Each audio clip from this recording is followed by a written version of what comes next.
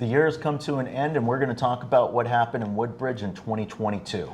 I'm Nestor. And I'm Michelle. Looking forward to it. Solid. So let's get started.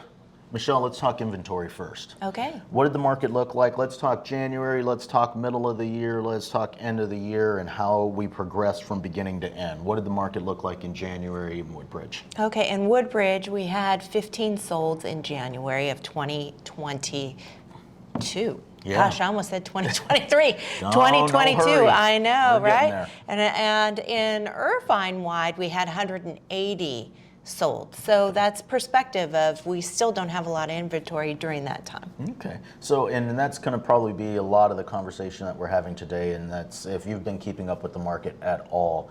One of the primary things that has been driving the market has been inventory and or a lack of inventory. True. And as we look at the numbers, you're going to see it really didn't fluctuate much, and actually, is still continuing to drive in the wrong direction for what we would consider a normal market. I would agree. Okay, so as we progress through February, March, April, what did our numbers stay the same? Did they look a little bit different? Were we kind of rolling right around the same? What happened there? So we had an uptick of homes that had sold mid-year.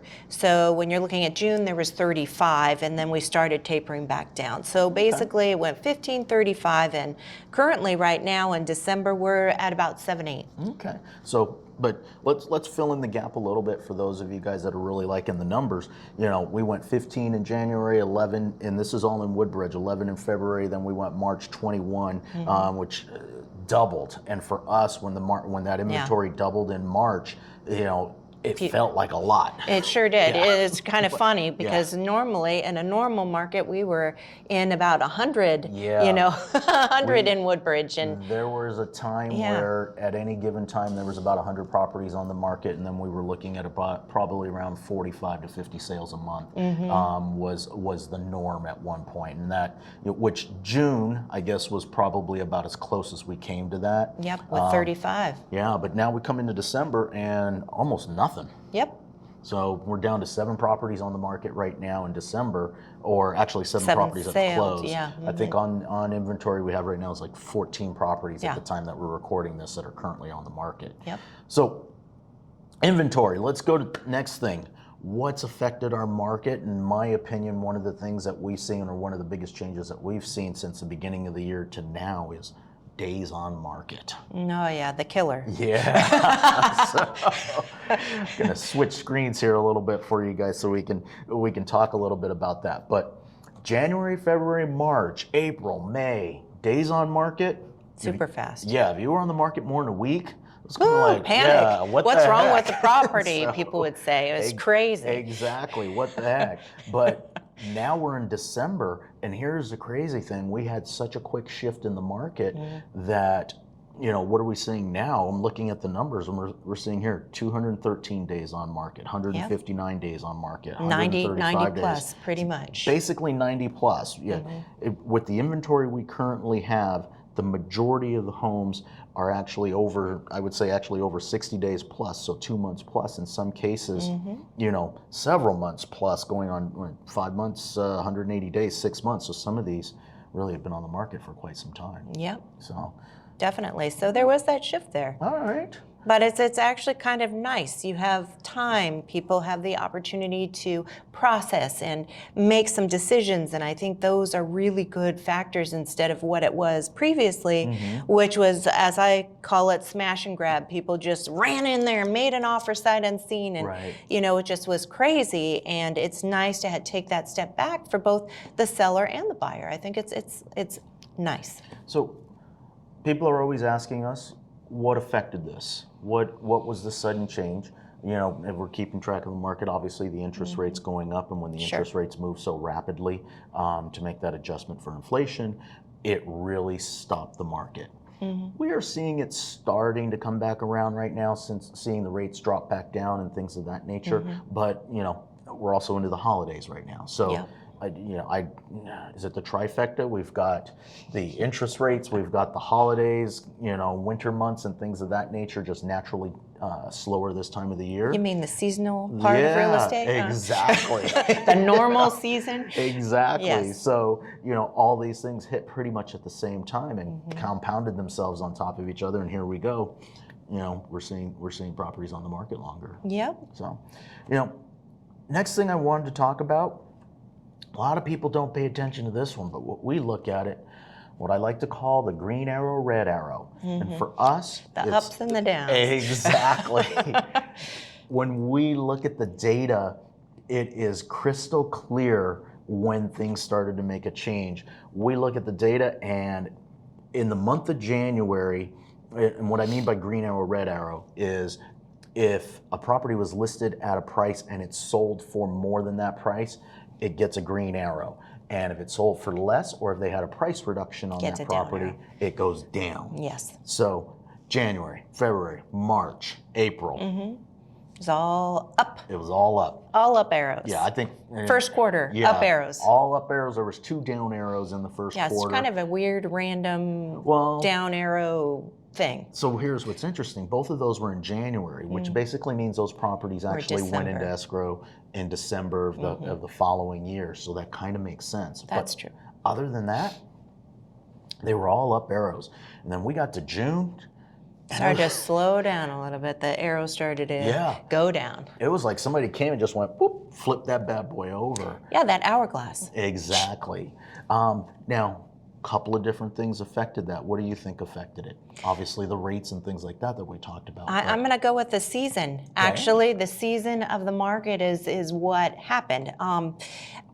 We were just coming off of, it was an interesting year. We were coming off of COVID, not being able to go on vacations, schools, regulations and things like that, to, oh my gosh, we can schedule our normal vacations. We can do these things. So I really feel that it was, again, a normal seasonal thing. It was, we normally see in July, June, and all that, people going on vacations and doing those things, which always puts that slowdown on the market. So I think that really was it. Okay. I don't really think it was anything extraordinary. I mean, the hikes of interest rates as they slowly started to climb, but at that time, it wasn't so aggressive. So I throw one other factor in there as well, and I don't know how to say it any other way, but I was going to say the word greed, and it's really not greed. I guess expectations is probably a better way of saying it, that the market was going up so quickly. Very quickly. And people really couldn't price it at this number. And really what you priced your home at was irrelevant in the first half of the year because the market was going to tell you where it was very, very quickly. And what happened was those expectations started to turn, and it was happening so fast, the data wasn't making any sense, and people started, pricing their properties. Up pricing. Up. That's true. And it was holding. And then all of a sudden, it stopped holding, and we saw a little bit too much of the aggressive pricing and pricing the properties too high. And now that we look at this, these properties that I'm seeing that have been on the market 200 plus days, they were a little aggressive. I'm going to say they were a lot aggressive because they were on the market when the housing market was actually still going up. Yes. So they were a little overzealous in their pricing back then, and have spent the last basically 7 months chasing the market going in the other direction. That's true. So, and it's unfortunate, but sometimes we get lucky, sometimes we don't, I guess. I don't know. That's true. But I think a couple of factors also is, to that point, just really quickly, is at that time, people also stopped doing what needed to get done in order to sell their home. So not only was it, okay, well, I'm going to be a little overzealous and price my home a little bit higher, it was also, I don't want to stage it and I don't want to do those repairs. I just want to sell my home as it is. Don't do anything, don't declutter, don't, I'm going to sell the house. And I think that also was to your detriment. I'm going to say no matter what market in all the years that we've been working, it's always important to prepare your house for sale. Period. You need to do it no matter what market you're in, it's extremely important to get the highest price and the least amount of time on market. Exactly, and I think that was one of the things that was missing, is the importance of staging your home or getting those things repaired and things like that prior to putting your home on the market. Yeah, the house was going to sell, but our job is to sell it for as much as possible in whatever market we're currently in. And I think that was a lot of what was missed. Yeah, for the quickest time, too. Yeah, you know, in some of these situations where these homes are still on the market. Absolutely. So, let's wrap this up. Okay. The $1 million question. Where is the market going? Where's the market going? What are we going to see in 2023? Yeah. So the good news is I talked to the Magic 8 Ball this morning, and I've got the answer. And we shook it. Yeah. Shook it more than once, because the first time the answer didn't really came like up, the answer. Yeah, so, it's undecidedly so. Exactly. So, your thoughts?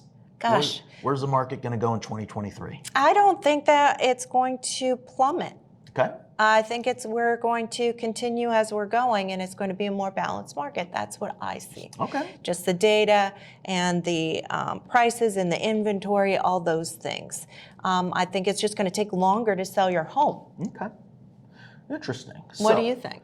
I am excited. I want you guys to tune back in approximately 30 to 45 days from now, because that's when I feel like I'll have a real good idea, because I'm feeling the gut feeling that I'm feeling in the conversations that I'm having out there when I'm talking to people and just when we're out there in the market.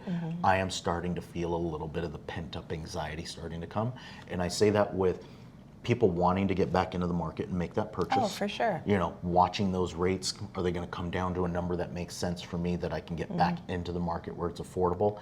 And on the secondary side, I'm feeling like a lot of homes. The other data that we didn't really talk about today is how many people pulled their properties off the market in basically Thanksgiving through Christmas, where they were on the market in that early November, it didn't sell, and they decided we're going to pull off and we're going to revisit this back in January. Second week of January, I'm expecting an uptick in inventory. I would hope so. But here's going to be the secret to that, is if the uptick is also in demand, as far as the buyers are coming out as well, then we're going to see some movement going in the market, probably in an upward. But if the market inventory goes up and those buyers, that buyer demand stays the same, it's going to be very interesting. We could see this flatten out a little bit. We could see us even dip a little bit more actually, because we've been dipping a little bit, but we could see a little bit even more of a dip. So I don't think I answered the question. I don't know where the market's going to go. Here's what It's going to be fun and interesting. It is going to be fun and it's going to be interesting. We do keep an eye on this from day to day, from month to month, from week to week, and part of our thought process really just comes from what's happening on a daily basis. Overall, 2023, I think it's actually going to be a very solid market. I think our interest rates are going to come back to where we need them to be to get the buyers to get that affordability back for them. But I do not think we're going to see the spike that we saw like we did this year in 2022. I think it's going to be a little bit more controlled. So I'm looking flat to maybe a very, very minor uptick, which is overall, good. year You know, over it's year. still good. Yeah. Real estate is an investment. Absolutely. So, all right. Thanks for your time. Yeah, those are our thoughts. I appreciate it. You know, drop some comments in there. If you have any questions, just throw them in the comments. We're happy to get back to you. All right. Happy New Year.